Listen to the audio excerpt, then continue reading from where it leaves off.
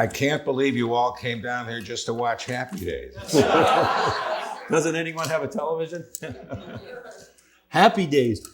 Let's before we even talk about Happy Days, let's talk about something that probably be very important to you in your heart of hearts, and that is, will the Cubs win the pennant this year? Not with the injuries that they're having left and right. I'm hopeful, but every year seems to be just filled with hope. So we'll see. Were you heartbroken watching the series last year? Oh God, that was awful. That was just awful. And I believe truly that there is a jinx. That damn goat is.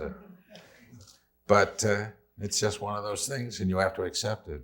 Tom was, I don't know whether you read these bio notes here about want to be a baseball broadcaster when you were a young man? Well, I started to go to law school, Uh-huh. and I was at DePaul University in Chicago. And because I got out of the Navy in July, excuse me, I couldn't get into the day school. So I went to night school, and the teachers were all working lawyers, and they never showed up for class.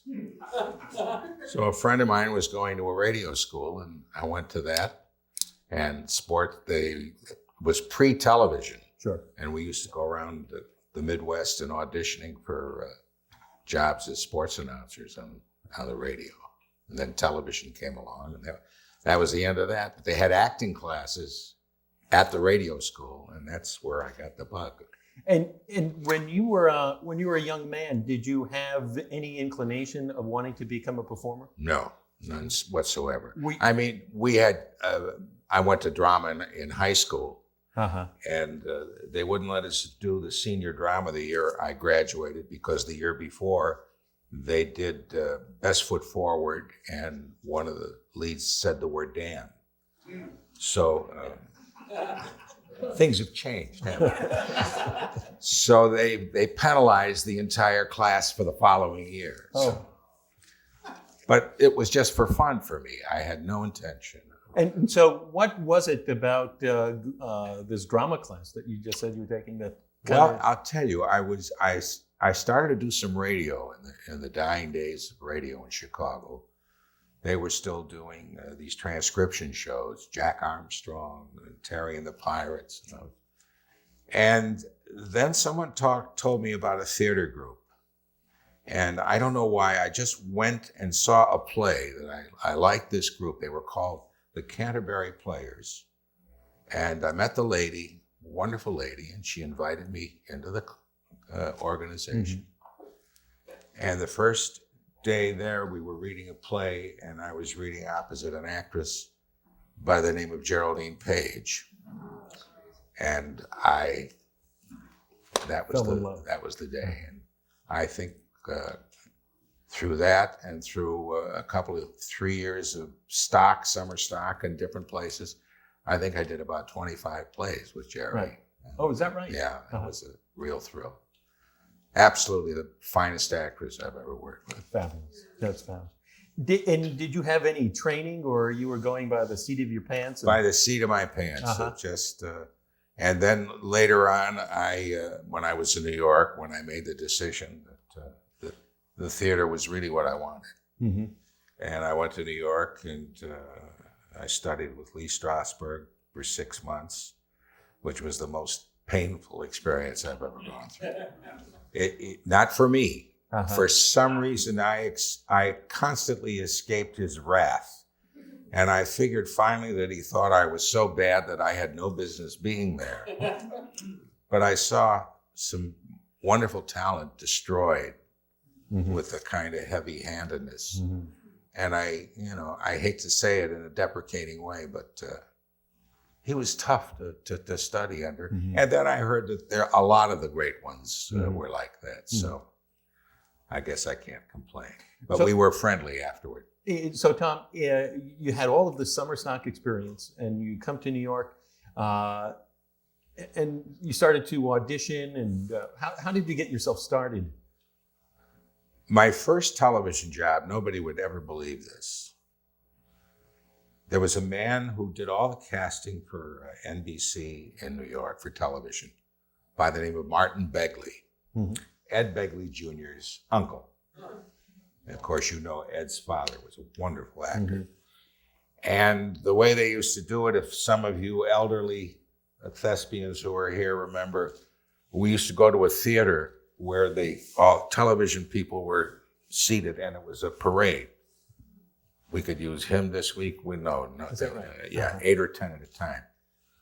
I was in the men's room at NBC, urinating, and Mr. Begley was 2 stalls down. And as we were washing our hands, he said, "Didn't I see you in a Equity Library play?" I said, "Yes." He says, "I have a job for you." So I was so excited. Well, it was the strangest job I ever had, because it was to be the voice of Christ on Easter Sunday. Sarah Churchill, Winston Churchill's daughter, was the hostess of a half-hour television show. And they put me in a little room separate from the show and with earphones, and I had 1 page to read. And the cue was they would tell me orally over the loudspeaker. And I was sitting there, because it comes on at the end of the show. And my hands are sweating and my brow is sweating. And here's my cue. A voice said, "Ladies and gentlemen, Jesus Christ."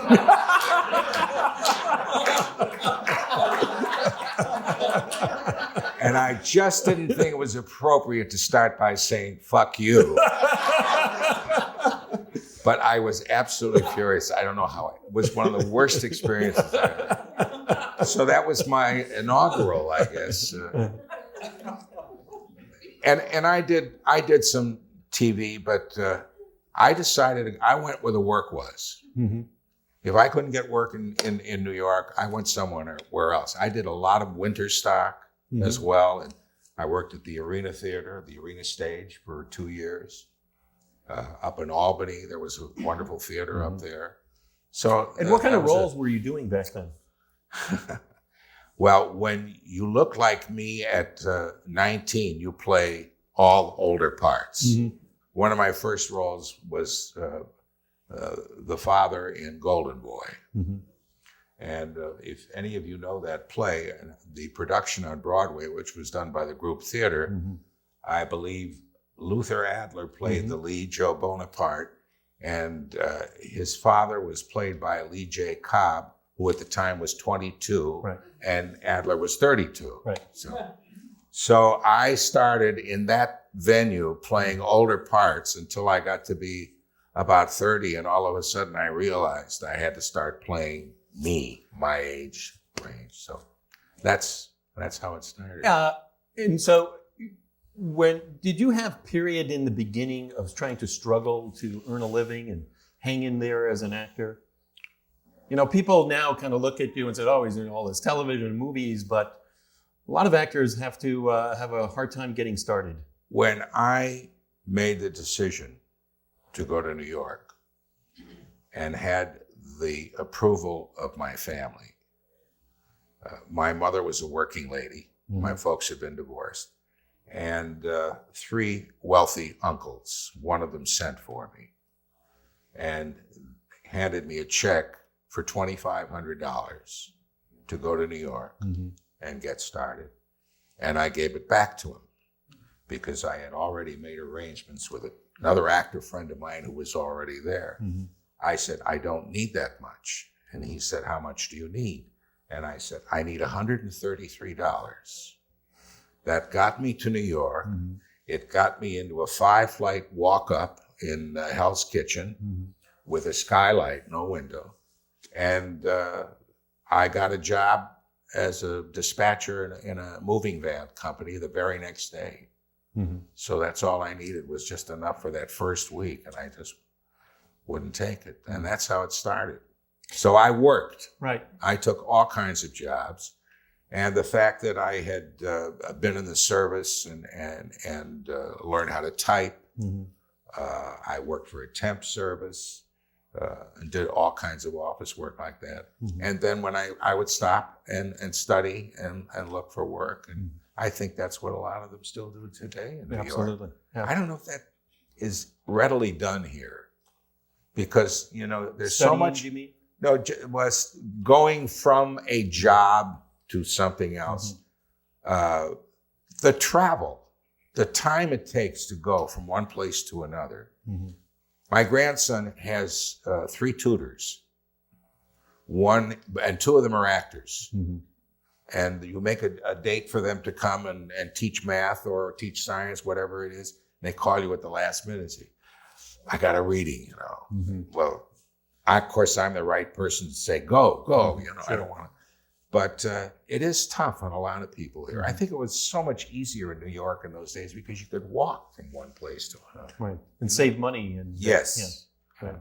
I remember starting out, I would save money from spending money on the subway or go into Penn Station during commuter time because you could buy a beer for $1, Right. and then you had free food, and so you kind of fill up on that.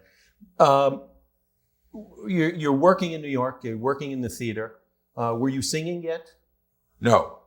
My first actual singing job, I had sung in high school, untrained, but I could carry a tune. And I sang in the choir in high school. The first summer musical I got was a company in Wilmington, Delaware. And I did, the Lehar musical. Gosh, I can't. The Merry Widow. Mm-hmm. I can still remember all little things. And I had a small part in that, which I sang, and I was doing some of the musical stock, playing different parts, But I never had any lead, and I never had any training. So when you go on to, I don't know how chronological this is, but you go on and are going to get cast in one of America's most famous politician characters in political history, especially in the mid part of the 20th century, is Fiorello LaGuardia, who is the mayor of New York, and you get cast to play Fiorello. Mm-hmm. What was that like, making this jump into this big Broadway play? First of all, I never thought I was getting the part. I auditioned 3 times for it. And I remember the last time it was at the, it's the theater that has on 7th Avenue, one side, and on Broadway is the entrance, the Winter Garden. Mm-hmm. Mm-hmm. And I was pacing up and down outside waiting for them to call. This cab pulled out. And the guy stepped out of the cab, was the image of LaGuardia.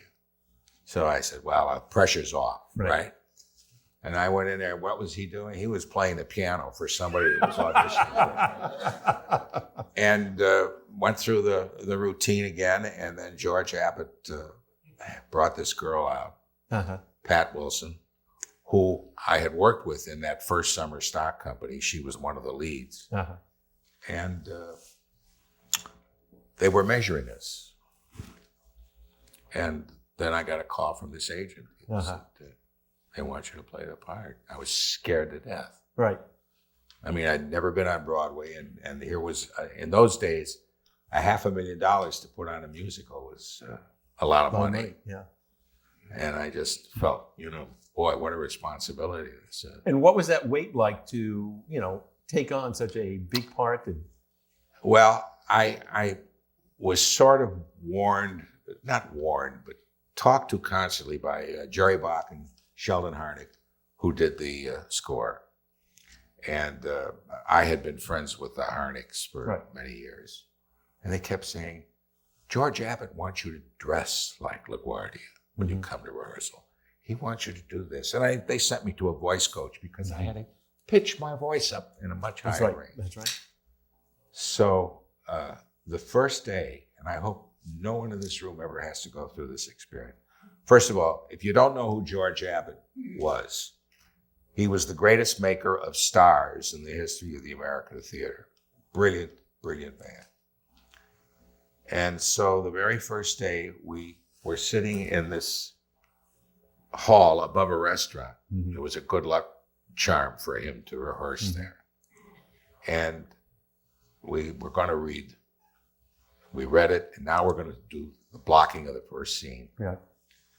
And we got up. He took my script out of my hands and took me by the arm and started walking around the room holding the script. And everybody in the cast, I remember they were all sitting around in chairs. Howard De Silva. So I said to myself quietly, I got to make a move. It may cost me my job, but the hell with it. And I said, excuse me, Mr. Abbott, but if you have no further use for me today, I've got some shopping I'd like to do. And he just looked at me and walked out of the room. And then Hal Prince was the co-producer, and he called me in. And I said, look, fellas, I'm sorry. I said, this is the first day. If you don't give me an opportunity to show you what I can possibly do, then we're in the wrong business. And it worked out, because when we had the run through before we left town to go out of town, and it was at a meeting afterward, George Abbott said, I've learned two things today. He says, number one is we have a Fiorello. Number two is we don't have a show yet. Oh. So. And so when you went on the road and you went out of town, Philadelphia. Instant hit. Instant hit. He rewrote the whole. We went to New Haven first, and that's where a lot of the doctoring went in. Gotcha. But he just had an eye for. He was the greatest person. Yes, greatest person for getting rid of excess crap. Right. That just wasn't going to work, and even if it hurts, he took a beautiful song away from the leading lady, But that was his milieu, and he just made it work from show to show. And what was it like for you to come to New York and building up this team, having been this, guy wanted to, be a baseball broadcaster, and now about to appear on Broadway? And opening night, I didn't know I was there. I mean, this is my job. Right. My job is to get into this outfit and go on the stage and do this. There are people out there that may get in my way. They're watching this thing. I don't know whether they're going to laugh. And you know the comedian Louis Black? Have you seen his special on HBO? Right. That's where he says, too many people out there. Yeah. And it took me really a few weeks to realize what had happened. And you became the toast of the town. Yeah, and I was very fortunate. Would you share with us what that would be like? Well, a lot of PR. And thank God I had a lot of family that came to New York to see the show, a lot of friends. And it was a great experience. It's one that I wish for everybody, whether it's an Academy Award winning movie or an Emmy winning television show or a Broadway show. And so how now did life begin to change for you as an actor? Well, very much. I the next show went right down the tubes. How long did you do Fiorello? 2 years. 2 years. 1 month short of 2 years. And I did all the performances. And was there there a song that came out of that? Nothing that there was a ballad sung by Ellen Hanley and a waltz called Till Tomorrow, which was but there was no. Right. It was strictly a book show. Right. It was not a show to sell songs. It was a show to sell a story, all together. So you went into another play after that and went down the tubes? I did a show called Nowhere to Go But Up at Night, which is very meaningful. Now, this was the story of two real-life characters in the 1920s in New York called Izzy and Mo. Izzy and Mo, which Art Carney and somebody else did on television many years later. They were two detectives who were prohibition cops that had the ability to wear disguises. And this, if you can just picture this, produced by Kermit Bloomgarden, one of the great all-time Broadway producers. If you ever went into his office and saw nothing on the wall but Lillian Hellman posters and Arthur Miller posters, you'd sit there and tears would come down your face. Directed by Sidney Lumet. It was Marty Balsam, myself, Dorothy Loudon, and then there was Bruce Gordon, Bert Convy, his first Broadway show, Louise Lasser, Woody Allen's first wife.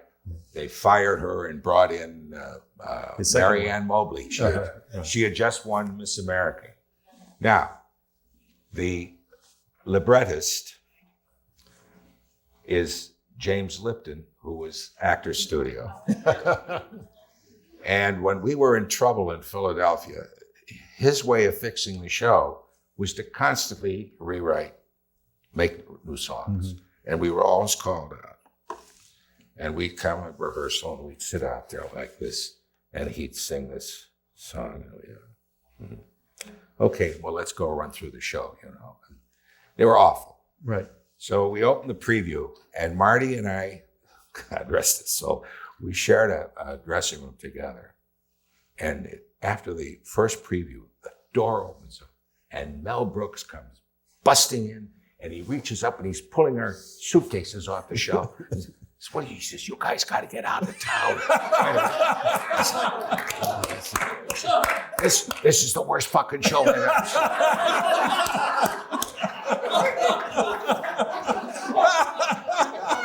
Next morning, 10 o'clock, on the stage, Kermit Bloomgarden announces that Mel Brooks is taking over the show. Oh, no. And I said, what are you doing? You told us this was such a rotten thing. He says, "I need the money." And Sidney Lumet stayed, but he did, and all he was able to do was to fix the things that were working. I have to tell you, the first night, Marty and I in costumes, we had more Velcro than anybody in the history. The minute we walked off stage, we had to change. Right. So the very first scene, this is also on the preview, and we were running, we're in the wings, and we start. And all of a sudden, Marty says, "Listen." I said, "What? Do you hear anything?" I said, "No, what? What's wrong?" And we're still changing. He says, "There's nothing going on stage." Uh-oh. The first scene, we go and change, and nothing is happening on stage. All of a sudden, we hear the orchestra playing something. Oh, no. But it was a wonderful experience. 9 performances. Oh, yeah. Now, were you doing television at all in New York at that time yet? Yeah, well, I did some things. I did a Hallmark show, 2 of them, as a matter of fact. And I had done an off-Broadway show that really helped me get started in New York in 1953 or 54 at the Cherry Lane. I did Ennuy's Thieves' Carnival.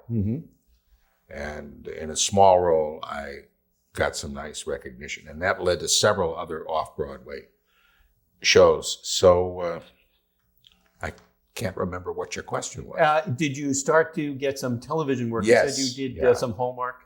We did that show. Oh, I see. Not for Hallmark, but David Susskind, who, God rest his soul, that's the man who really broke the Blacklist in New York.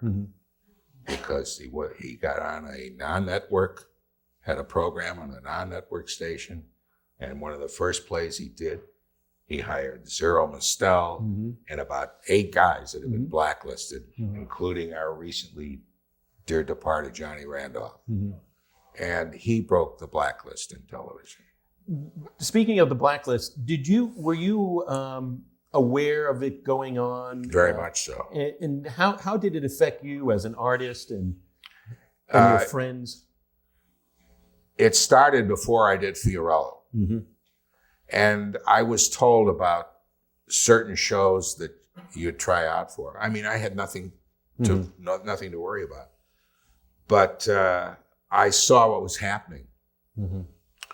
And there was a wonderful act, Molly Goldberg, Gertrude Berg, who was a big radio and TV star. And the guy that played her husband in all those years, Philip Loeb, when he got blacklisted, nobody, she didn't help him very much. And he ended up putting his head in the oven. And that happened to a lot of people that I didn't know well, but friends of friends, things like that. When Fiorello was on, it had mostly been broken. When they were casting, George Abbott had me at every audition because LaGuardia was short and he was hiring taller dancers and singers.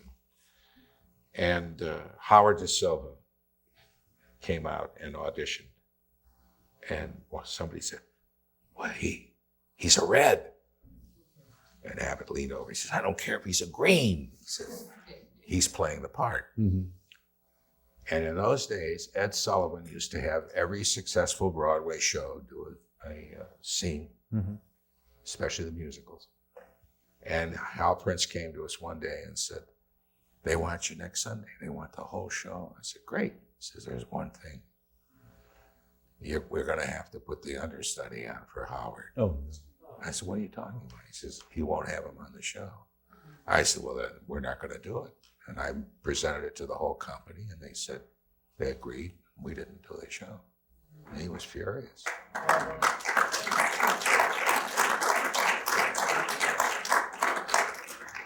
So it took a while for all that stuff to disappear.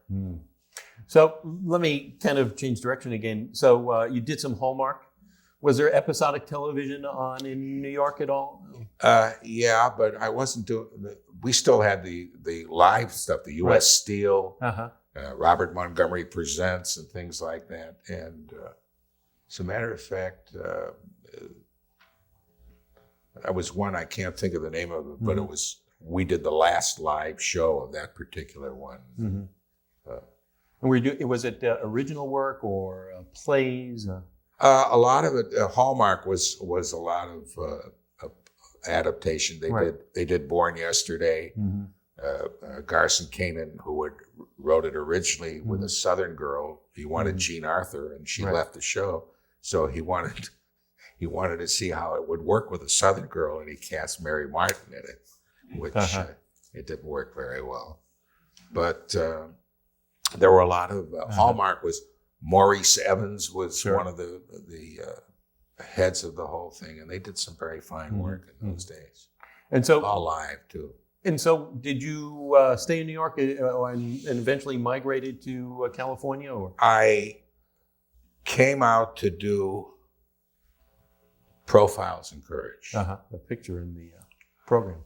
And my daughter had just been born. 3 days before. My wife was a dancer. And I said, I can't turn this down. This is a special show. Well, within the space of 5 days, I had 5 weeks of work lined up. So I had first got somebody to take care of my wife and baby, and then I brought them out. And we decided maybe this is where we're going to be. And maybe, when a Broadway show comes up and I get a chance, I'll go back and do it. But this is a better place, I think, at that time to raise a kid. So that's what I did. Did you have acting friends back in New York who were trying to start a family and struggling with making a lot of them beat me coming out here. Peter Mark Richmond, some of you may know, a good friend of mine. He came out before me. Harvey Korman. We were roommates for 2 years in New York, and that's an experience. An original odd couple? That's another night. No, it was fun. He called me up about a year ago, and because he's still going on the road with Tim Conway, and he said, "Boz," he used to call me Boz. I said, "Yes." He says, "It's Harvey." I said, "Yes, Harvey." He says, "Today is my birthday." So I said, "Happy birthday, Harvey," and I hung up. But he's a great guy. So, well, if he ever comes in, we'll ask him what. No, so Boz, how did getting started here? You did this Profiles in Courage, I did television here, and I went back and did a couple of things in New York that were unsuccessful. And Paul Newman, who we started out together, Jerry Page, Paul Newman, and he was doing a movie called The Secret War or The Private War of Harry Frigg, which was based on a true story about 5 Allied generals arrested in a Turkish bath, caught by the Italians. And it was a comedy. And it turned out he broke out. He had a rash while we were doing it. Well, in those days, if you had a full contract, sick or no sick, you got paid. So it was like 15 delicious weeks of money and work. Sure. And that was, and then I stayed. I went back and did another, my first movie was Love with a Proper Stranger. Right. And they filmed it all in New York except my portion. And I was living in New York at the time. So my wife and I came out for that. And then the next one was also very successful, and that was with Peter Sellers. You people have to help me. Peter Sellers, Angela Lansbury played my wife.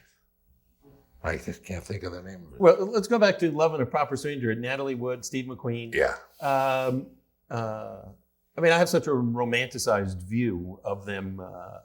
What was it like to work with them? I never worked with Steve McQueen. We met, but it's like, he works in, I work in. Sure. But all my work was with Natalie. Right. And she was just the dearest person. As a matter of fact, when I finished, we were staying at the Beverly Hills Hotel, and I had to get back to New York to do something there.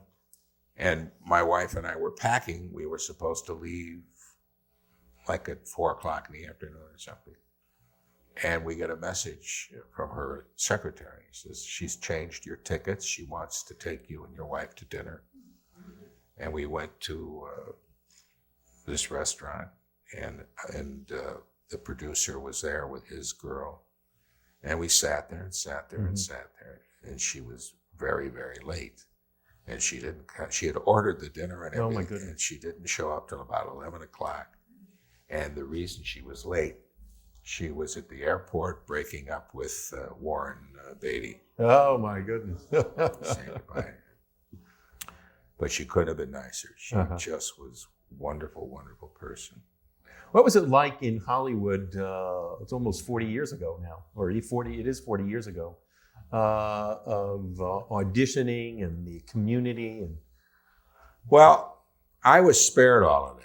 I never had to audition for anything. Not until I got older. But it just, it was either a role for me or it wasn't. And so I was very fortunate. And the whole system was different. Even if the producer and the director wanted to meet you, this crap about putting you on film, and it's painful as hell. And I've seen in later years, doing stuff today, what the kids have to go through, what people have to go through. And a lot of them are used to it because they don't know any other different way. So, I was told by an actor older than I that you'd be at a studio and somebody says, "Oh yeah, we're doing this show. Why don't you come over? We'll talk to you, see if it's right for you." And that there wasn't really this audition process that we all go through right now, even for the character working actors. First of all, the quality of the agents in those days was better. You may have just read about the passing of Phil Gersh, who was one of the great gentleman agents in the business. There were several like him, both male and female. And they did the work, mostly. If you heard about something, you heard a script, and you call them up and say, there's a role in here that is absolutely perfect for me. And they would dig into it. Then I would either go out and see somebody, or else they tell me no, that they've got somebody else in mind. But Your losses were honorable losses. Mm. You were not embarrassed to lose a role, especially when I lost a role to Roddy McDowell when he still looked like a kid, because they don't know what they want. Mm-hmm. I came out to do a Ben Casey once, and I was going to play a leprechaun, and they hired me before the director was hired. Right. And the director said, he can't play that. I was still living in New York. He's all wrong for that. I want Paul Lynde for that part. And the guy said, I'm sorry, we're bringing him out. And I met the director and in the office when I got, and he sort of looked at me and we chatted a little bit. Now I hear them out in the office saying, they're calling to get another actor and they're looking for a Cesar Romero type, And I hear this one say, Cesar Romero is what we're looking. And all of them. And I'm leaving the office and I turned to this one girl. I said, why don't you get Cesar Romero? Right. And Monday morning, there he was on the set playing the role. Hey, it's like saying, that's a great idea, So did you go back home or did you stay or do you remember? I think that was a back and forth one. But that director, Alan Reisner, we became very good friends. He recently left us. And the show was a big success. So you're doing bunches on and off doing episodic television? Yeah, and hour shows? Well, I did my first real series was the Debbie Reynolds show, and that was in '69. And in September they came on the air, and in October was the killing of cigarettes being advertised. And so her PR guy and her got together and we did the first show, and the next day she quit. She said, because Philip Morris was one of the sponsors. And when they were sitting in the dressing room smoking when all this was going on. Well, she had a 2-year solid 24-week guarantee each year. And they just slashed it. NBC just slashed it right down to 13 weeks. And it was funny because the headline in the Chicago Sun-Times, being from Chicago, my mother was reading it, and the headline was, Debbie show goes up in smoke, and she thought there was a fire in Chicago. Find out what happened. Was Carrie Fisher born yet? Yes, she was a baby. Get to do Happy Days. When did that start? I did a series with Sandy Duncan. She actually did 2 series. She had one that was number 1 or number 2. Right, forgot that. And then she had this eye infection and had to have surgery. They saved the eye. She married the doctor. It didn't last, but anyway. They tried to develop another story for her. And the casting director at Paramount, because I had been on that one, called me up and said, I had done a guest star, said, would you like to do this show with Sandy, play her boss? And I said, sure. Well, they couldn't quite cut it. They didn't know what to do with her a second time. And the audience, they wanted to see the girl that they liked the first time. You can't change a show in mid-season and make it something completely different. So that's how I got that. And then the same gal, Millie Gussie, was the casting lady. She says, I was in New York and they sent me a script, Happy Days. And my agent happened to be with me at the time, and he says, you read this. And I said, I'm a little reluctant about accepting the first, your ego gets in the way sometimes, the first pilot that's sent to me this year, But there was a scene in the pilot that just intrigued me between the father and Richie. Richie's taking a shower, and the father is sitting on the toilet with the seat down, and talking father and son stuff. And then Marion comes rushing in, and the steam is coming out from the shower, and tells us that we got to hurry because Milton Berle is on. And it was so well written, So I said, okay, I'll do the pilot. Now, we shot that, and I didn't know at the time that it was originally a spinoff on Love American Style. Is that right? Yes, with Marion and Anson Williams. Uh-huh. And Marcia, he's either going to do a concession, one of these. No. The guy that played my part originally in this, wonderful actor. No, I saw him on a list as somebody that was going to do one of these. That's the guy. Who? Harold Gould. Harold. He did it originally. And for some reason, they didn't want him for the series, or maybe he wasn't available. We shot the pilot in October. Mm-hmm. I guess it was 73, 72, 73. And Thanksgiving Day, we get a phone call. We're going into production immediately, and the first show is going to be on the air on the 15th of January. I said, this isn't possible, you know. So the cast, the whole thing had been cast. This was one camera. And the day that everything went wrong, they didn't have any producers. No producers. The stage manager, the AD, died over the weekend. The guy they hired. So we get there, and they hand Jerry Paris. Many of you remember Jerry. Dick Van Dyke. Yeah. Right. Jerry was the neighbor of Dick Van Dyke. Yeah. He was one of the directors, and we were working on 2 or 3 scripts at the same time. And they would shove pages under the door. You learn this. This is the second show that's going to be on the air. This scene we're shooting in an hour. And then you get another. You know, it was incredible. And we got on the air on the 15th of January. Cut off in the middle of the show in Dallas, Texas. Cut off. Because Henry Winkler showed Ron Howard how to take a girl's bra off by doing it in the men's room on a radiator. Right. Which, by the way, was probably the most Henry had to do that first 13 shows. So we were on the air, and we did 39 shows in that first year. It was starting as a mid-season replacement. Absolutely.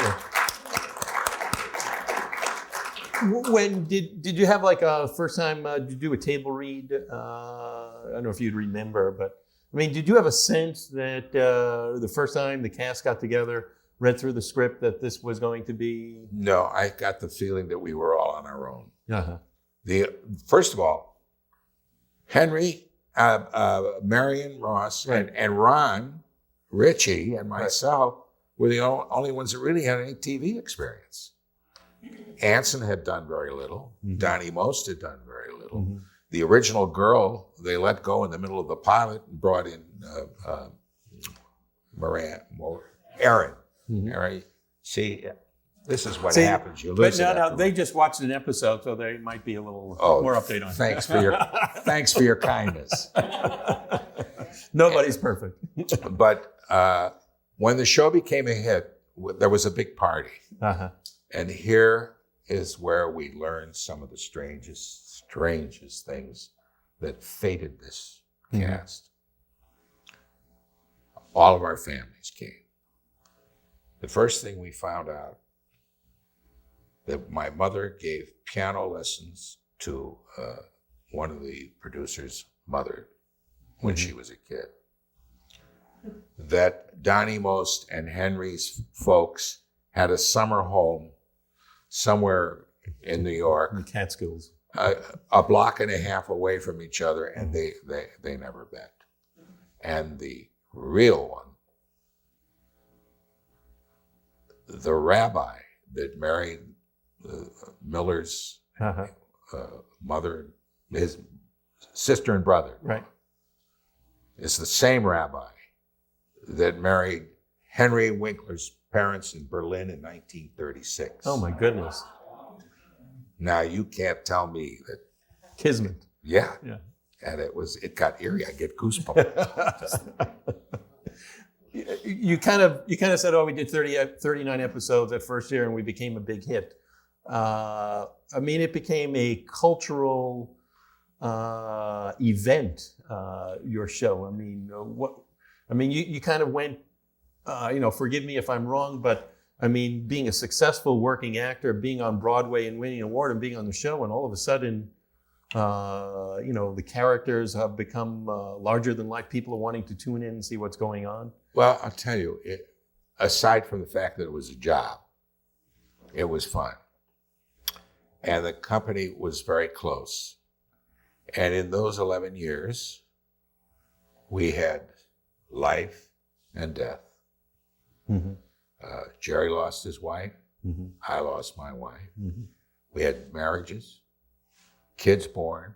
So we were, for about 30 hours a week, a family. Mm-hmm. And then we went home and Mm-hmm. had our other families. So we were really very close. And after that first year and a half is when Freddie Silverman, who, in case you don't know, at one time was head of ABC, one time at NBC and CBS.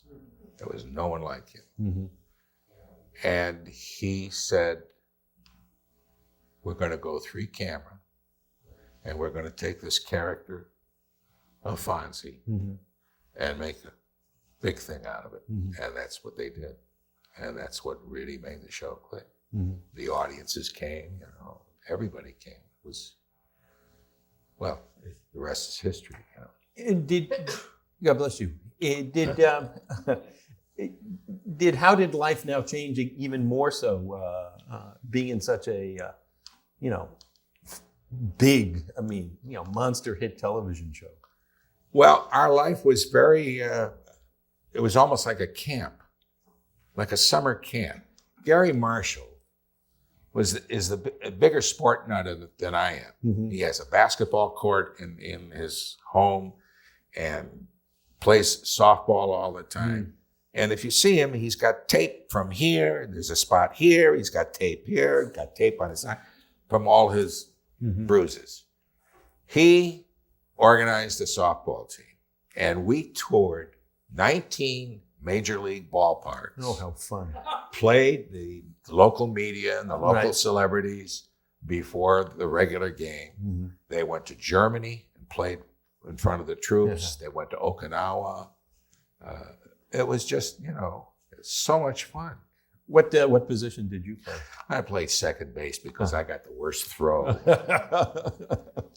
My hands were too small. Henry was the pitcher. Uh-huh. Never pitched in his life. Uh-huh. Uh-huh. He pitched all right, but if a ball was hit to him, he'd stand there and watch. Never knew what he was supposed to do. Happy Days spawned an incredible amount of other television shows from people who guest starred on your show. We had a script about an alien. And we read it, it was funny. And first day, there's nobody playing the part. Tuesday, there's nobody playing the part. Gary comes in on Wednesday morning, Gary Uh-huh. Marshall. He says, if we don't cast this today, we're going to scrub it and do it different. Mm-hmm. And about 3:00 in the afternoon, this guy walks out on the set, Robin Williams. And the character came to life. I mean, we couldn't do lines with him. He just had us on the floor all the time. Well, we know where he went, And he did the show, his show. I have to tell you, when it got to the point where they put Jonathan Winters on that show, Mm-hmm. there was a mad dash for the commissary every lunch day because those two guys would put a show on. It was hysterical. And ADs were running all over the lot saying, where's the cast? Then there was a show before this one where Fonzie arranges a date for he and Richie. Uh-huh. And that's Gary's sister, Penny, Right. and Cindy Williams. And the show we filmed it on a Friday night. Eddie Milkus, who was one of the producers, took the film and got on a midnight plane and flew to New York. And the network looked at it at 10 o'clock the next morning, and the series was sold before he got back to Oh my goodness. 13 weeks Now, did you to start with. I'm sorry. No, Did you, being on the show for that many years, did you ever want to direct? Did you direct? I was all set to direct one. Uh-huh. And then I was offered a rather wonderful role, a TV role, that I wanted to do very badly. Uh-huh. And Gary said, okay, we'll pick another show. So What was that role? And it was the story of the Triangle Factory fire. Oh, sure. Uh-huh. And My grandmother worked at the Triangle Factory, and because my uncle was sick, she wasn't at work that day. And I will tell you a story that isn't meant to make you tear up or anything, but I lost my wife from brain cancer. Mm-hmm. She had a tumor, and she had been ill for many years. And we were filming this Triangle Factory fire thing. And she passed away over the weekend, a holiday weekend. And when I came in on Monday to go back to work, Mel Stewart was the director. And the role I played was that of the monitor, more or less, the head of the workers. Mm-hmm. He has to see that they do their job. And he's a widower. Mm-hmm. And he has an 11-year-old daughter. And I had an 11-year-old daughter. And the scene that we were doing started with the line from the girl saying, "Why did mommy have to die?" And Mel realized, and he came to me with tears in his eyes, said, "Please, we won't do this today." And I said, "No, it's right to do it today. Mm-hmm. Because if I do it today, I'll never be able to do it this way again." And we did it. Mm. And it was just a strange quirk that came up at that time.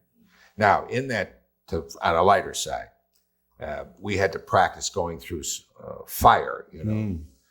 And the kickoff for the fire was a scene where they've got all these end pieces in this big tub, canvas tub, and you can see the electric wire is beginning to, everything was plugged into one socket. And the scene, Mel is sitting up on top of the ladder, and we had practiced this for 2 days before we shot it. And it comes down, and a flicker of flame goes into this thing, and this material starts to. Mm-hmm. And my job is to come in, they start yelling fire, and I take off my coat, and I try to put it out. We roll, the fire goes, the thing comes in. This thing is shooting out of this thing. I take off my coat and I put the fire out in 10 seconds.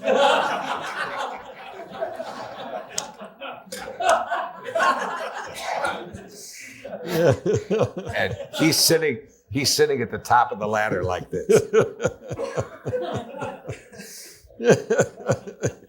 So we had to go through that whole thing all over again. And he said, "Please don't hit it so hard." Yeah. Did you have one or two favorite episodes? I don't know if people ask that. Too common a question of Happy Days. Or gosh. A scene or a moment. Well, there was a show where Richie was the sixth man on the basketball team. And he didn't get to play very much. And in the crucial game that's going to decide the title or go to the championship game, he's put in at the last minute and he makes a basket. He's the hero. So now it's the championship game. Mm-hmm. And it gets down to the very end, and all he has to do is sink one free throw and win the game. And he blows it. Mm-hmm. And the show ends with he's in the gym in his street clothes practicing. And I come in to get him, and it's kind of winter, and I had a top coat on. And I go through they had the lines were to the extent, and look, you had a shot most people don't get to do, have that moment. He said, and he talked about somebody missing a third strike in a World Series and things like that. So he said, you know, so I said, come on, let's go home. And I did not know it was there. The prop man stuck that in my pocket. And as we're walking out, I said, here, have a lifesaver, which was the biggest commercial on the air at that time about the same story, only it was a hockey game. Right. And they're in the car, and the father's explaining to his kid, the kid's crying, you know, and he says, have a lifesaver. Right. So that was kind of a surprise. Wonderful one. But, you know, it's so hard to pinpoint. 255 shows is a lot of shows. A lot of residuals. Yeah, well, funny thing is that the IRS said, oh, my God, he owes us a fortune. They don't understand that it goes this way. Sure. Did you feel a responsibility as a dad to your own child? I don't know if you had more than one child, being a dad to in America television? You know, when you're a father and you have kids and you're on a television show, you're blessed if you're playing the kind of role I had. You're blessed with somebody giving you the words to say. Sure. But when you get home, it's ad lib 24 hours a day. And I've been very fortunate because I remarried. I've been married for 24 years now. And I picked up 3 kids on the way. Good for you. And so I had to learn how to raise older kids because they were from 16 to 24 or something like that at the time. But it is different. It really is different. And sometimes it's very hard to be, and I've seen it, and I'm sure we've all seen it. We've seen it, unfortunately, in the press, which is never fun. But there's so many people in our business whose kids are burdened by their success. And you just have to find time to pay attention to them. Absolutely. Yeah. So were you surprised about Ronnie Howard's success after that show? Was he in film school towards the end? When the show started, he was at Southern Cal. He was at Southern Cal already? At Southern Cal, and the schedule was too heavy for him. So he stopped it, and then when we got going, he picked it up at Valley College. You knew that this is what he wanted to do. Sure. And he would, when he wasn't on the set, he'd be in somebody else's set, standing behind the cameras. He'd be in an editing room. This was it. And he had the courage to tell the network, no, I'm not coming back next year. And NBC gave him a shot to direct. And he did the show about a paraplegic who learns how to fly a plane, a glider. And they got Betty Davis to play the teacher. Right. So the network said, all right. He said, let's fill him with stars so he doesn't have to really do any directing. So they sent a whole list, and the girl is an ingenue. She's supposed to be about 17, 18 years old.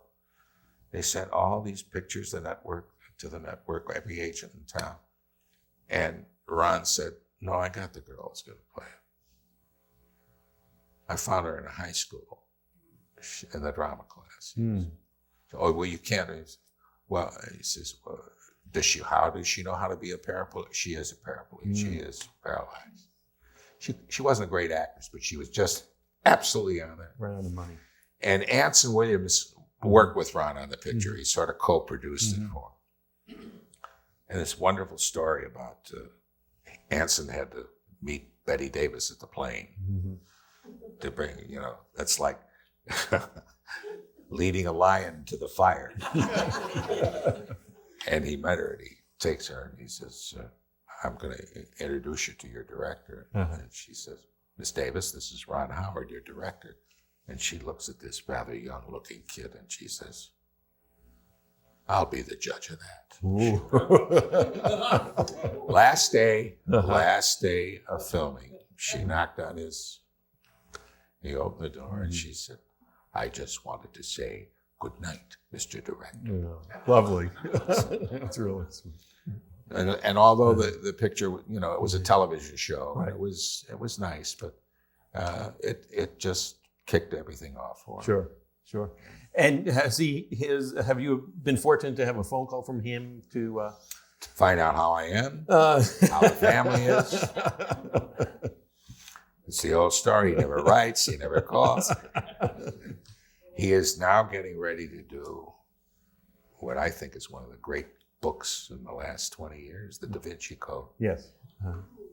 So Anything in it for you?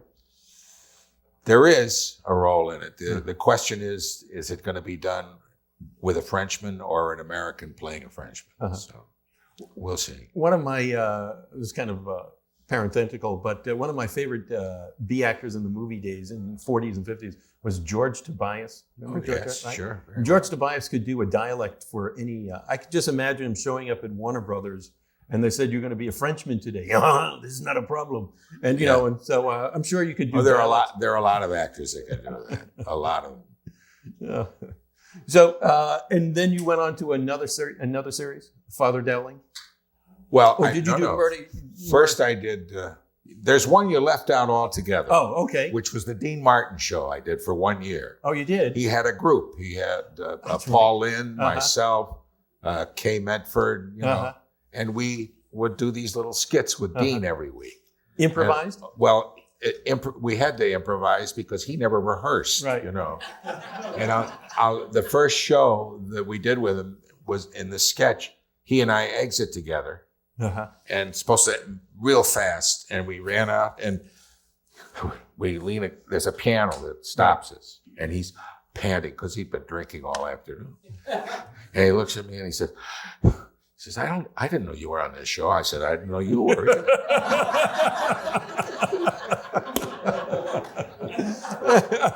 That's a great story. But the other one you're talking, I did Murder, She Wrote. Right. And that was just supposed to be, it wasn't a pilot. It was, they had done a pilot with another actress and it didn't work. And Angela agreed to do it. And they were casting the sheriff for and my name came up and she says, I love him. He played my husband in this picture. So I did it thinking that was the end of it. And then all of a sudden, every time they went to Cabot Cove, which was up near Oakland, it was a great place to be. Not Oakland, but the Cove. Yeah. And so I did 19 shows in 4 years. But everybody, for a while, thought I was on it forever, And then Ron Masek got it when I left, and she let me go to do Father Dowling, which to this day I wish was still on the air because it really was a wonderful show.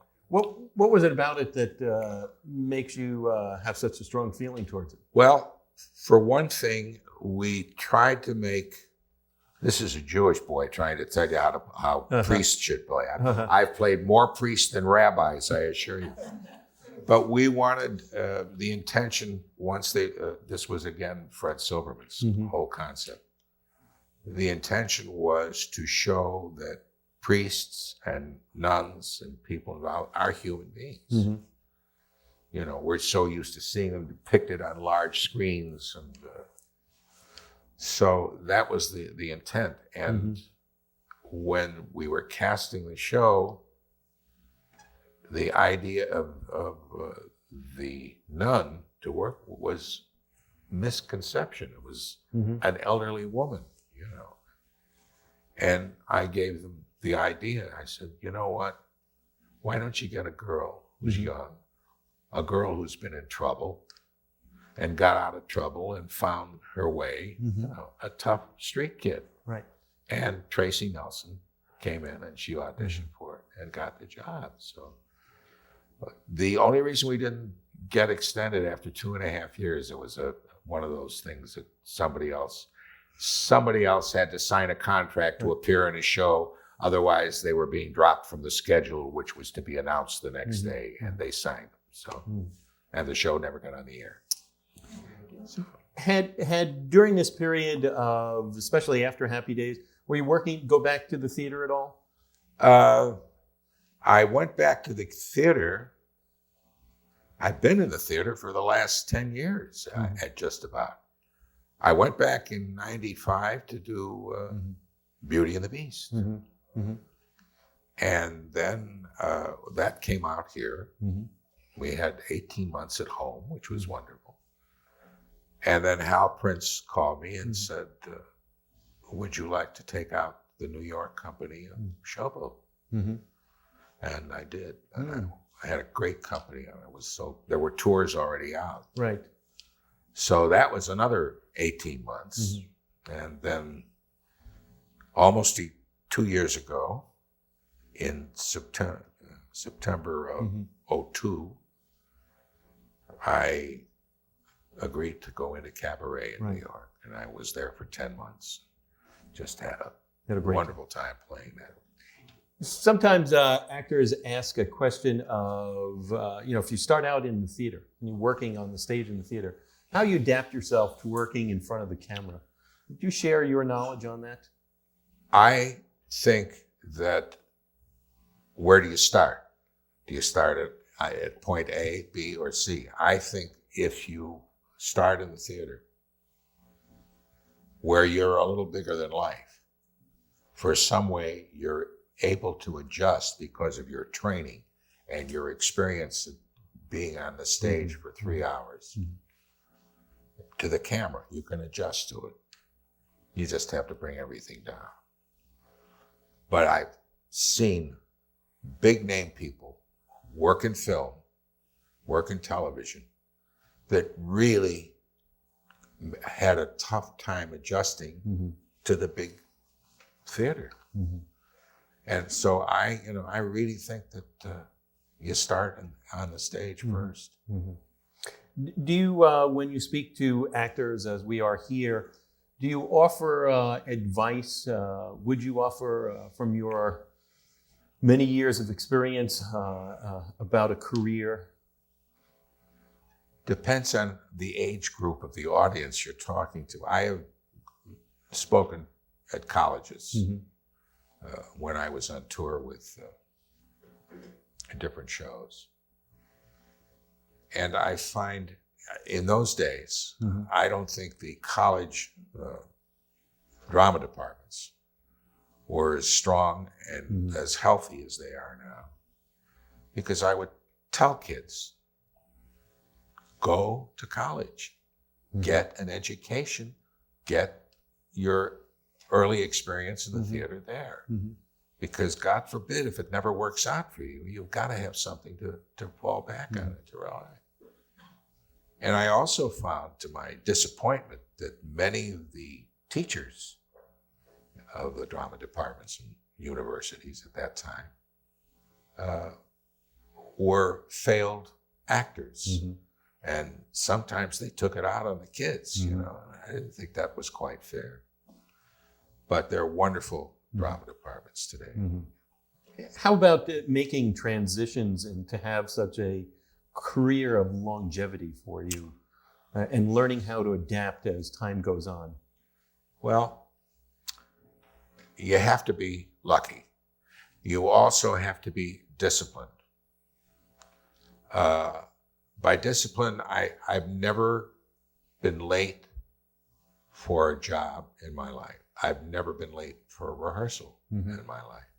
I have never kept anybody waiting for lines, And that's part of the discipline you learn in the theater, because once you're out on the stage, you can't turn around and say, hey, what's going on here, Line?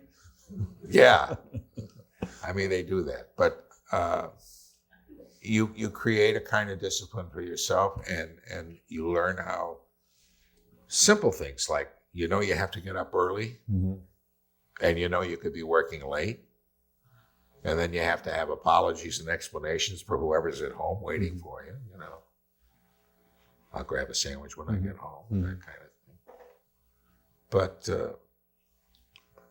the discipline of the actor, I think there's so many young people today, and I don't mean this as a criticism of them.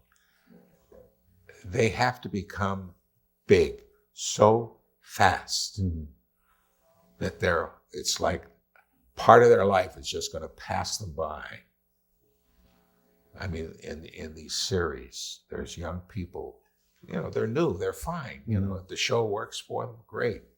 But a lot of them don't know what to do. A lot of them take that money and just piss it away. So it's better if you have to start out struggling, and then you will appreciate whatever good happens to you. I couldn't agree more. Yeah. Started out in Chicago, wanted to be a ball player. Not a ball player. Couldn't play. Yes. That was a dream. A dream. Yeah. Okay. But look how far you have come. Good fortune, talent, being in the right place at the right time. I mean, it's been really, you've had a really remarkable career. I mean, do you view yourself that way? Well, I think that the longevity of my career has been very good to me. And the things that have happened to me career-wise have been very good to me. I've made a lot of mistakes in other directions, but recovered enough. I'm at the point now, I'm going to be 77 years old. Congratulations. And I still want to work. And I happen to be in a business right now where people like myself and directors in my age group and writers in my age group, we're old enough to be the parents of these kids that are putting on these shows. And they have no regard. And I spoke to a group of them once and I said, you got to remember one thing. Someday, you're going to be up here telling another group because you will become eventually what we are going through now. And that is the inability, when the desire is there and we are physically fit, why shouldn't we be working? Sure. I'm going to do a film next month for practically nothing. It's a low budget, the so-called SAG lowest budget. But I don't care. It's a good part, and it's it's an interesting script, and I'm doing it for the fun of it. Right. Not that I couldn't use good money, but it's not there. The role is, and who knows if somebody sees it at this time in my life, say, hey, we know he's been on Broadway. See, it's hard to be away from this town for most of 10 years. Yeah. You have to almost start all over again. Did you have such a wonderful resonant sound? Did you develop that when you were back in the early radio days, or? I was almost a boy soprano in school. I sang in the choir. I was a high tenor, and my voice changed overnight. When I was in the Navy. We don't want to know why, though. No, I'll tell you why. I was a 17-year-old kid in the Navy in boot camp with farmers and miners who'd been deferred because this is now near the end of the war. And because I had ROTC experience in high school, I was picked to drill these guys that were all old enough to be my father. Is that right? And a lot of them didn't like the idea at first. But screaming and yelling is when my voice changed. Tom, part of the conversation series is that we take questions from the audience. So if you take a moment and no, go ahead. Water. I can hear while you're reading. Oh, okay, good. Rob McEverly, is that correct? Hey, Rob. Tom, what has been your absolutely most rewarding experience as an actor? Stage, TV, screen? Well, I still think that you probably mean in total, and I would say the theater. It's always been my first love. My mother was a concert pianist, and I used to sit for hours and watch her practice and play. And although I didn't have that kind of ability musically, other than I could sing, but she appreciated what my desire was. And I guess it was in relationship to the fact that after a certain point, she couldn't play anymore. So, but it's still the theater, the live theater, the live arts. This is from Perry Caravello. Will Happy Days have a reunion series or a reunion show? We had one, unfortunately, about 3 years after we went off the air. And it was not the kind of, we just sat like a group of people here talking about it, and then they showed excerpts of it. And I doubt seriously if they could do it now. They're all too busy. Real quick, maybe comment to that. Are you guys still having a problem with Erin Rose? Erin Moran? Erin Moran. We never had a problem with Erin I mean, Moran. she's made the comment that she didn't like the last few seasons or the last few I think that the comment that you heard was bad publicity, bad information. Erin is a dear person. She's happily married. She's still trying to do acting.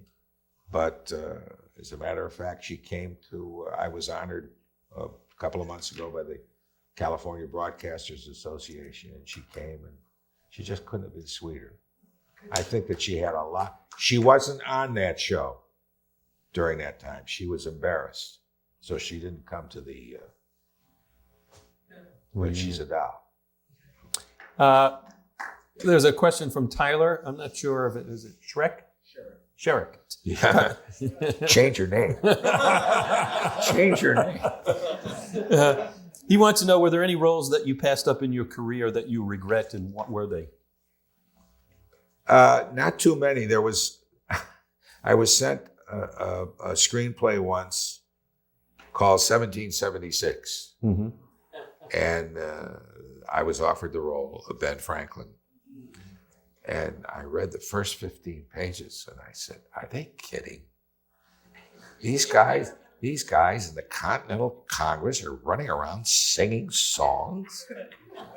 And I said, you can't do that. This show can't be done unless it's done absolutely straight. Mm-hmm. Nobody told me that that's the way they were going to do it.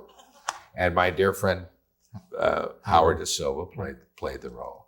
But I have played Ben Franklin. I did it on the John Jakes, The Bastard right. trilogy. Right. But that's about the only one. Linda. Anybody? Linda? Linda wants to know, I've been a fan of yours since the beginning of time. Wow. Love with a Proper Stranger is one of my all-time favorite films. Father Dowling, Murder, She Wrote, and of course, Happy Days. Do you have any future projects in the works that you can talk about? You talked about you're going to be working on this film. This one film. And want to talk about the character that you're going to be playing? Guess what? It's a priest. It's a movie about a Catholic school for boys with a rather arrogant student, and a murder is committed. And, I'm sort of like sent from another church to make sure that the investigation, and a young priest is accused of the murder, and a cop is rather anti-Catholic because of his upbringing as a kid. He had some bad experiences. And it's Bruce Davidson and myself. Oh, great. He's Fine actor. also playing, Yeah. He's also playing a priest. Have you ever written? Have you done any writing? I have developed 3 pilots. I've never submitted them yet. And I think they're a little passé right now. But every once in a while I sit down. Half-hour shows? Naturally, well, no, they were hour shows for me. Right, of course. I'm not interested in writing for anybody else. And what did you write? Well, one story, I'll tell you, I mean, it's all protected property. I did a story about a professor who's forced to retire at a small college, and he's been widowed for many years, and he has this huge house that's practically on the campus, and he thinks he's going to have to sell it because he can't. Anyway, he is talked into renting rooms, and a sorority comes to him and wants to know if they can have some of their girls. And he takes in 3 girls. One is a girl from Russia who is in training to be the javelin champion of the world. One is a little girl from Idaho who is quite bright, comes from a poor family, does everything the right way. And one is driven to the school by her father in a limousine, she's got all the money. And watching these 3 people from 3 different aspects of life. Did you ever go and do the pitch or send it to Gary? You know, I never have. I've just held it.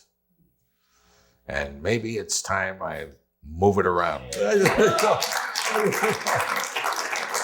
It sounds like a great show for you now. Then I had another one that I think West Wing kind of killed.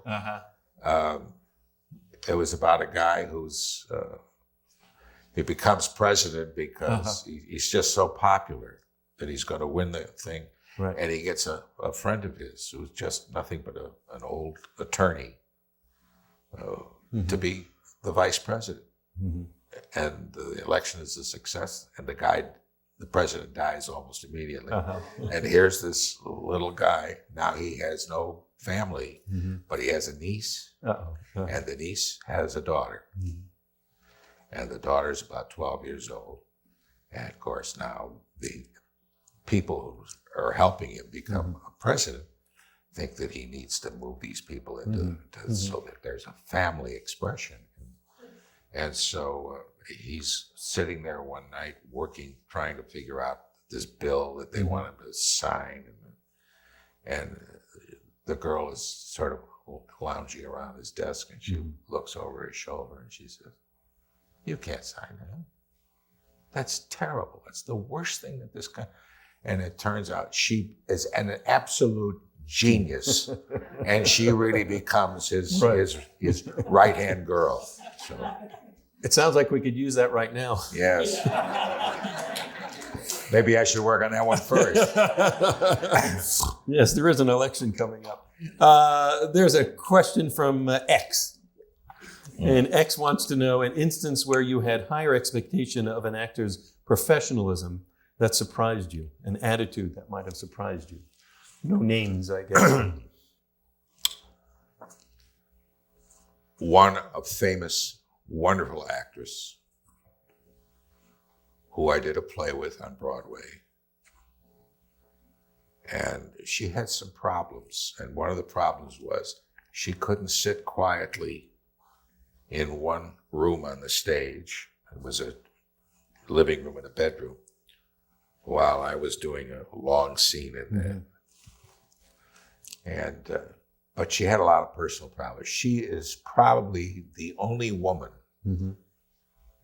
that I ever wanted to punch in the nose, really. And then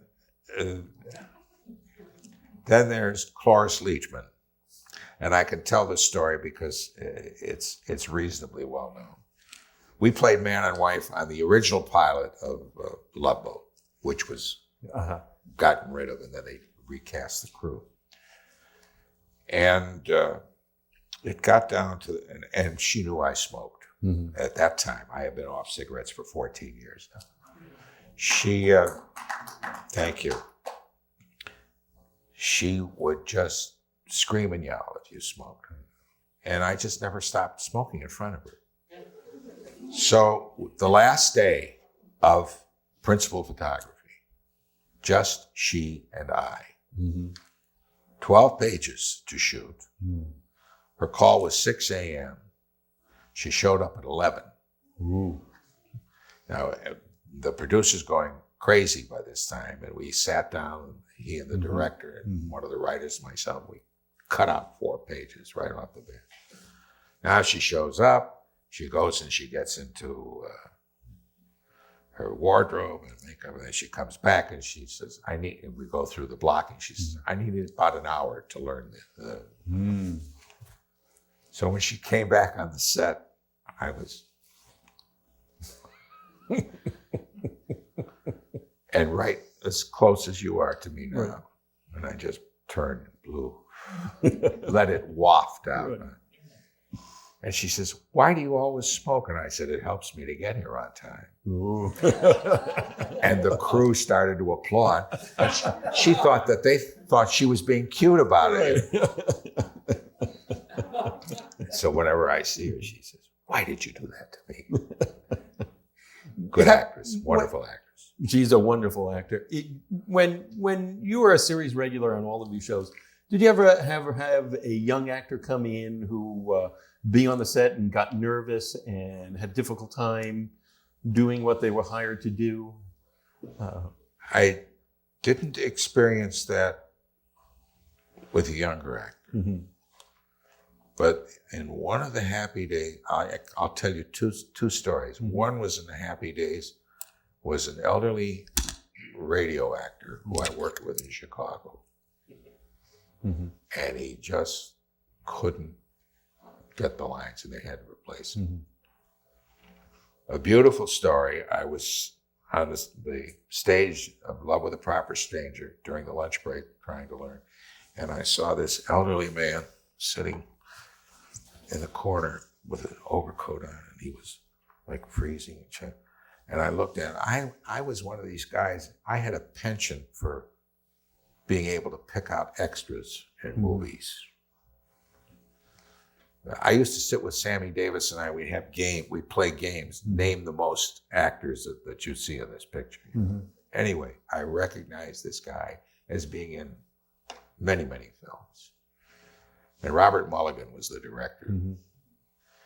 And he came back from lunch and the guy was sitting there and he said, do you know that? I said, no. I said, I think he's waiting to see somebody about a job. I said, I know he's an extra. Mm-hmm. So Bob Mulligan walked up to him without even having him stand or say anything. He says, good afternoon. He says, my name is Bob Mulligan. I'm the director of this picture and I'd love to have you in it. Oh. Uh-huh. And the tears just rolled down his eyes. Did you ever have nerves, fear getting in the way when you were working? No. Unless you work with Maureen Stapleton, who would vomit constantly before she went on stage. No, I never had that problem. No, seriously, you had a sense of confidence about what you were doing? Yeah, I think after the first night of Fiorello, it sort of blended out all right. So that's another question from Tony G or Tony C. Hey, Tony. Was your family and friends supportive of you when you started to pursue your acting career? Yes, they were. I told the story about the uncles. Did I tell you that story? No. Oh. But yes. That story. There's a payoff to that story, by the way. They were very supportive. They weren't at first, but then they came and saw me do a couple of summer stock shows in and around Chicago. Mm-hmm. In fact, one of those rich uncles bought out the theater on the south side of Chicago, and I got a little extra money for it. But no, it wasn't. It might have been the original Drury Lane. It was out around. They lived out in. Was it Candlelight? No, it was probably Drury Lane before they moved into the city. When one of this uncles, there were 2 remaining when the story happened, was his 90th birthday. And he'd been an extremely successful lawyer in Chicago and very involved in the synagogue. He was president of the Jewish Board of Education, just all kinds of, and a great sense of humor. He got married at 96 the second time, and his son was having conniptions. And I called him up to wish him a happy birthday, and I said, it's not me. I called him up to wish him a happy birthday, and I said, "When are you getting married?" He said, "Before the funeral." But on his 90th birthday, we were going to go to Chicago. There was a big party, and my wife said, "What do we give a guy like that?" I said, "Well, I'll tell you what. The $133 that I got from the three uncles, I took 1/3 of it and started doing some compounding interest, and I arrived at some strange figure like $1,800. So I presented a check for $1,800 and explained it to him for his charity, whatever he went. And the other uncle, who was about 8 years younger, said, "I guess how much I'm going to get when I get to be there." Now, did they see you in Fiorello? Yes. What was that like for you? Do you remember? Oh, that was amazing. Amazing. In those days, when you opened on Broadway, you went right to Sardi's after the show. That was the big thing. Were they there then on opening night? My mother and my brother and sister-in-law. My dad came later. In fact, I walked into Sardi's and people started applauding. There were two friends of mine from Chicago. So they said, "What are you doing here?" You kidding? They had no idea. That's great. Did you tell them, or did they? So that I didn't have to answer them. Did you keep that hat, by the way? The what? Did you keep your hat from Fiorello? The hat I wore, and I wore 3 of them out just by waving it. They were so thin, my thumb just went right through them. I have the last one. You do? Oh, that's a terrific. And then I also have the original script with all of George Abbott's notes, and my kids took it and had it laminated and had it put it in a beautiful notebook. Isn't that wonderful? Yeah. Oh, that's wonderful. I'm leaving that to the New York Library, to their theater. Terrific idea. Terrific idea. What are you going to do? Do you have other stuff? You must have a large collection, or you have a collection of memorabilia from your career? Not large. No. I mean, I used to collect all the hats, different hats I would wear. But no, you keep script. That stuff becomes dust gathering. Right. And what do you do with it? You put it away. Yeah. What happens? Oh, there's a friend of mine I haven't seen for 47 years. Come here, I want to show you some of the old stuff. It just, Sure. Some things I keep that mean a lot to me. Here's a question from Craig Horton. Do you find it difficult to bring originality to a role that has been portrayed many times in the past, such as your role in Cabaret? Where's Craig? Very interesting. Craig? There he is. Hey, bud. Okay. You know who directed this production? Sam Mendes. And the assistant director and choreographer was Rob Marshall. And when I got into the show, they were going into their 6th year. Ron Rifkin was the original, and several other people. And I took Hal Linden's place. I was fortunate enough to be there when Sam Mendes came and watched the show. And Rob Marshall came and rehearsed us for 5 hours. And I mean, all of a sudden, things just opened up that people who've been in the show longer had no idea were there. He's just so brilliant. I'm just afraid this guy, he doesn't know what the word rest, stop. You talk to anybody who was involved in Chicago, he just worked 48 hours a day. But I think I did contribute something different than the other actors without criticizing them. And that was, I felt the original production of Cabaret ended up as being a wonderful display for Joel Grey. And the stories, the 2 main stories about the girl and the boy, the writer, and the elderly couple, got lost. And this production made that almost, if not the most important thing in the play. And that's why it was so successful, because it was a different production than had been done before. Both of these guys are just geniuses. I would love to work with them again. Did you just get a sense of that there's a difference on Broadway from the early 1960s in Fiorello and doing your show now? God, yes. When I walked into the theater in New York when we were getting ready to open with Beauty and the Beast, and saw all these rows of lights lying in the orchestra, thousands of pyrotechnics and all kinds of stuff, I said, what happened to the simple theater that I grew up in? It's a completely different. Right. And unfortunately, like our film industry is so overly financed. Right. You find the audience is different? I don't know if is that a fair question? They don't dress well anymore. I don't know if any of you ever remember the Jewish theater in New York. There was a wonderful actor named Jacob Ben-Ami. And I was in a production of The Seagull off Broadway with a wonderful cast. I mean, some of them were people who worked out here, Shepard Strudwick and Barbara O'Neill, a blacklisted lady who was the mother in Gone with the Wind. Right. And several people, Jerry Hyken. And what were we talking about? We're talking, you were talking how the audiences have changed, and you were talking about The Seagull and being in a production of... Jacob Ben-Ami. We dressed together. And he was then in his 80s already. And this is a man who spoke beautiful English and made most of his career was doing Yiddish and Hebrew productions in South America. He traveled all over South America. So I used to walk him to the subway every night. So one night when the show was finished, he was taking off his makeup.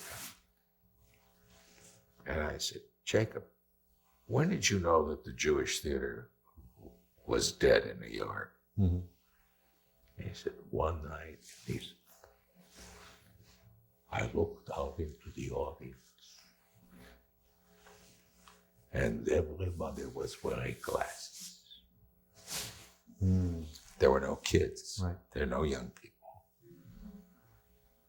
And that's, and that, the other thing that's changed is the suit and the tie. Right, getting off. Sure. Here's a question from Julia Flint. Julia? Hi, Julia. Hi. We glad we got to you. What has been your biggest career challenge?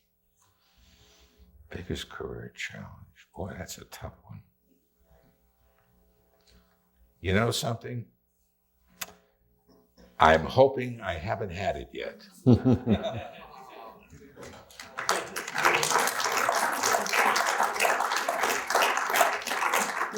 you have time for a few more? Sure. Okay. Julia's got a backup question. You see, if you finish those questions and get rid of me, I have to go home and take my grandson home. Well, this way, somebody else will do it. We could go out for a drink. Julia also wants to know, have you ever been directed by Ron Howard? No. He didn't direct any of the Happy Days productions. We answered this question. Gary Warren? Hey, Gary, we got a lot of people on this side here. Did you find that your popular TV roles have hurt your career after the shows ended in the sense of typecasting? No, I've been very lucky that way because I went into something almost immediately after Happy Days, work-wise. And I thought the only one that was really going to be stuck for this was Henry. But he was smart enough to lay off the acting for a while and get into the production end of it. Now he's getting back into the acting, and he's a better actor today than he ever was. He's a good guy.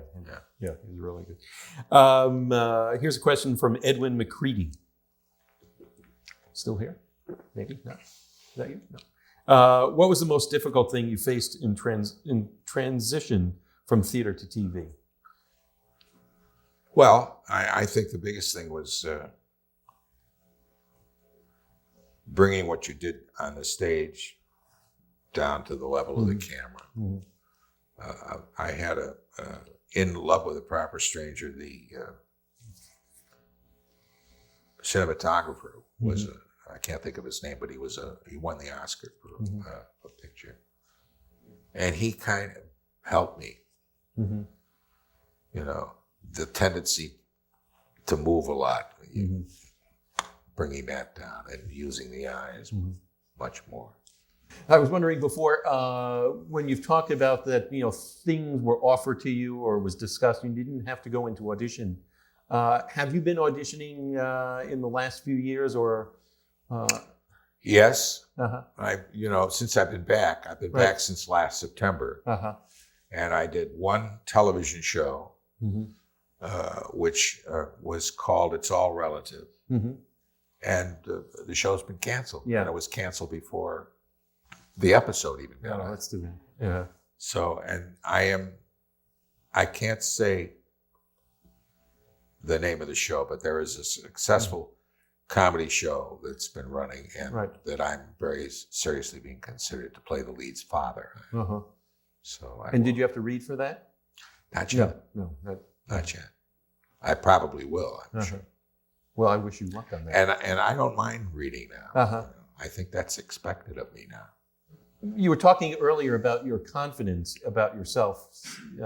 After all of these years, how do you feel like you're going to go in, whether it's this or anything else that you're going to go into audition for? I mean, how would you prepare for it? Or? I don't know. That's a whole new experience. Right. You know, I have not. I had to put myself in a position where I get photographed, so that other people are going to watch this. You know, I have no objection to meeting with the writers or the director or whatever that, and read for them. You know, but I don't want to stand up there like a fool and. It's like the lineup in a police station. Tom Bosley's reading this. Oh, well, I hope my eyes are all right. I could see what he's doing. That's just not right, not fair. No. Here's a question from Vince Rocato. Yeah, Vince. After having done so much in your life as an actor, what besides a paycheck motivates you to keep auditioning for more work or looking for more work? You kind of touched about that a little while ago. Well, I'll be very honest with you. My financial situation in life is not as firm and comfortable as it may appear to be on the basis of my career. And that's nobody's fault but mine. But the reason I go on, I have a 16-year-old grandson. I have 7 grandchildren, but this one is the oldest. And his mother is deaf and his father is deaf. And we have literally raised him. He lives with his mother and he spends every other weekend with his dad. But the inability to have a parental relationship with his deaf parents is rather difficult. He's a hearing boy. And we pick him up. His mother drops him off at school in the morning. We pick him up, and he's with us for his homework, for dinner, and then we have tutors because he's had some problems. And then I take him home about 10 or 11 o'clock. We have saved nickels and dimes for his college. That's taken care of, at least 2 years of it. And he's going to get his car this summer that he's been waiting for. So, you know, putting $250 million of my own money into a picture so I can get it back the next week, that doesn't mean anything to me. What's there is what is important in the way it's used. And that's it. I have a great wife, and she's great with our kids and our grandkids, and she makes my life a lot easier. That sounds like a real blessing, and as they say in Yiddish, that's being a real mensch. Thank you. Yes. How about we could give one or two more? Sure. Okay. A non-addressed question. Why do you love acting? I think it's because I do it better than anything else. Mm-hmm. I really, I always felt that way. I was a lazy actor. I always thought that I would make a living. I never dreamed that I would get the kind of recognition I have gotten sporadically over my career. Mm-hmm. But if I had something else I would have done, and I still do it, is write a little bit. Mm-hmm. Friends of mine have been wanting me to write a book, and I have made notes.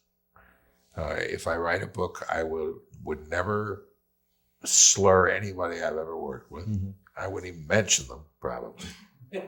But I've met a lot of people and had wonderful experiences and wonderful stories to tell. Mm-hmm. And I think that's a lot more interesting. What about creating almost as if a one-man show? Yeah. Not interested in that. My question? my wife, if it could be done in our house for a small fee, that would be all right. I think my wife, after 10 years of being on the road doing so much, she'd like me to be at home. And is there a part in a play that that one day you'd still like to do? I'd love to do Lady Macbeth. That's the greatest role ever written. Olivier played it. Did he really? In school. Uh-huh. Yeah. Uh-huh. They asked him what role he wanted to play in Macbeth. He said, I want to play Lady Macbeth. Who'd you play in The Seagull? I was an understudy at first, and then I played Medvedenko, not the basketball player. I was going to say the the forward for the Lakers, but yeah. He's the teacher. Right. And funny thing, it was in the David Ross's theater. He did all these Chekhov plays off Broadway. And opening night, Gerald Heiken played Medvedenko. Mm-hmm. And they were going up on stage, and the first line in the play, he says to the girl, "Why do you always wear black?" Mm-hmm. And she answers, "I'm in mourning for my life." Mm-hmm. Opening night, "Why do you always wear black?" "I'm in mourning for my life." And in the second row comes, "Oh, I know exactly what she's talking about."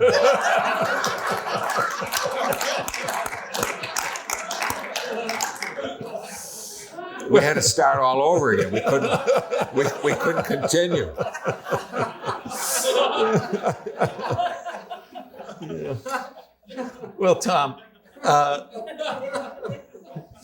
it's been a real joy and a real pleasure to sit here and have you share your career and who you are here with us. Well, I've enjoyed it because some of my grandchildren are under 4.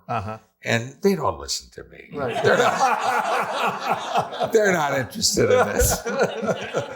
Well, I was interested, and I'm sure we all are very interested. Thank you.